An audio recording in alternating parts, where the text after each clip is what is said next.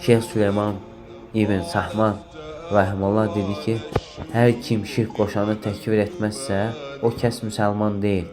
Bütün ibadəti Allah'a xalis qılmadıqca, bunu tərk edəni təkfir etmədikcə, şirk və əhlindən bəri olub şirk edənləri təkfir etmədikcə, La ilahe illallah sözü ona fayda verməz.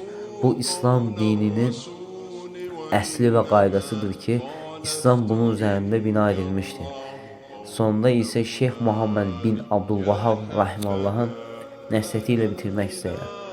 Allah, Allah, ey qardaşlarım, dininizin əsli, əvvəli, axırı, əsası və başı olan La ilahe illallah şəhadətinə möhkəm yapışın.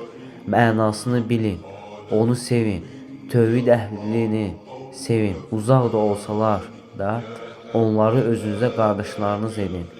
Tağutları təkfir edin, onlara düşmənçilik göstərin və nifrət edin.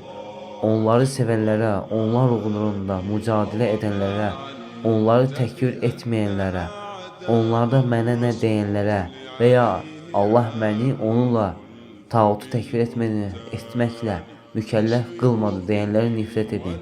Çünki o Allah'ı yalanlamış və iftira atmışdır.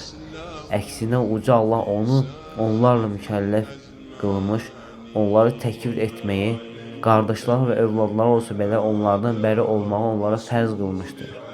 Allah, Allah, ey qardaşlarım, bunlara möhkəm yapışın.